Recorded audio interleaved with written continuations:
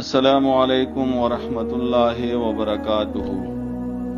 اولسم سپارہ سورہ یونس آیت نمبر دا 93 آیت نمبر 93. اعوذ باللہ من الشیطان الرجیم بسم اللہ الرحمن الرحیم. وَلَقَدْ بَوَّأْنَا بَنِي إِسْرَائِيلَ مُبَوَّأَ صِدْقٍ وَرَزَقْنَاهُمْ مِنَ الطَّيِّبَاتِ فَمَا اخْتَلَفُوا حَتَّى جَاءَهُمُ الْعِلْمُ إِنَّ رَبَّكَ يَقْضِي بَيْنَهُمْ يَوْمَ الْقِيَامَةِ فِيمَا كَانُوا فِيهِ يَخْتَلِفُونَ. دما ډېر عزتمند اوریدونکو،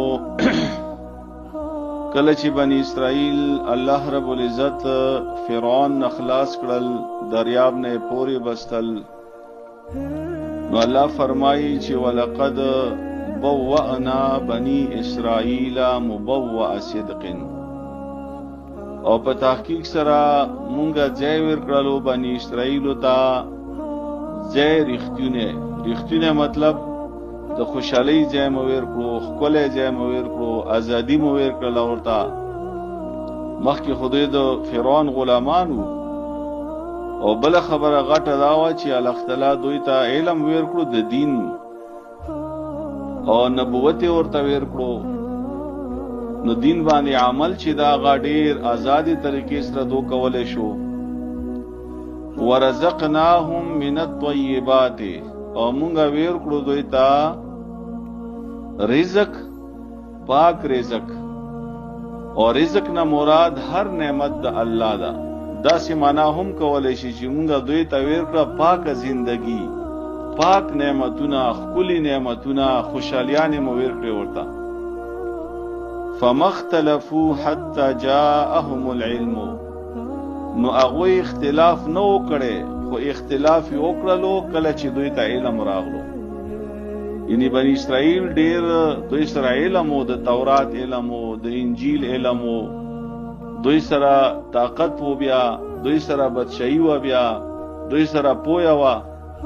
نو کله چې دوی بیا هغه علم ورته راغللو، نو علم د وجې نه څه وشول، دوی بیا خپلو کې ډلې جوړې کړلې، خپله کې اختلافات پیدا وکړل، خپله کې بې اتفاقي پیدا وکړله، او بیا یې خپل عقل استعمال شروع کو. چې خپل عقل استعمال شروع کړلو، نو هغه دین چې الله ورکړی و، هغه علم چې الله ورکړی و، هغه نه فایده ونه خستله. او بیا الله فرمایي ان ربک یقضی بینهم یوم القیامة فیما کانوا فیه یختلفون. بشکه د تا رب چې دغه به فیصله وکړي د دوی په منځ کې قیامت په ورځې په هغو خبرو کې چې کومو خبرو کې به دوی اختلافات کولو. نو دوی بیا داسې وکړل، خبره مو سرسری وکړله چې کله به حق خبره راغله، حق خبرې خلاف به دوی کولو.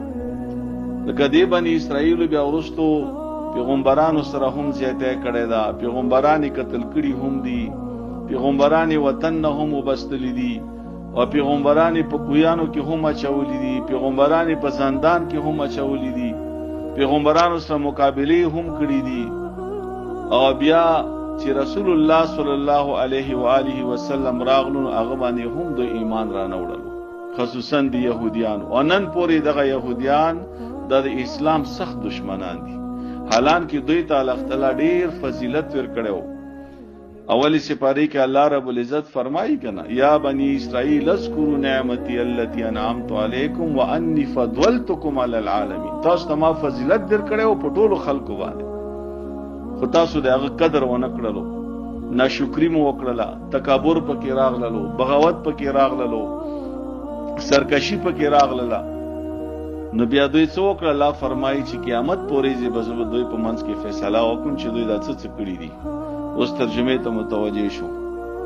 ولقد، او په تحقیق سره، بوأنا مونږه ځای ورکړو بني اسرائیل ته مبوأ صدق، ځای رښتونه یا ځای ښکلی ځای د خوشحالي. ورزقناهم، او ورکړل مونږه هغوی ته من الطیبات خخکل ژوند یا رزق ورکړلو خکل رزق فمختلفو نو اغوی اختلاف ونکړلو حتی ترغی پوری جاءهم العلم کله چې راغلو اغوی ته علم یعنی د حق علم ان ربک بشک رب دتا یقضی فیصله بو کی بینهم دو دوی په منځ کې یوم القیامت قیامت پورز فیما په هغه خبرو کې کانو فیه یختلفون چې کوم خبرو کې به دوی اختلاف کولو الله تعالی په دې سبق باندې متپویا الله تعالی په دې باندې عمل کولو توفیق راکړي واخر دعوانا ان الحمد لله رب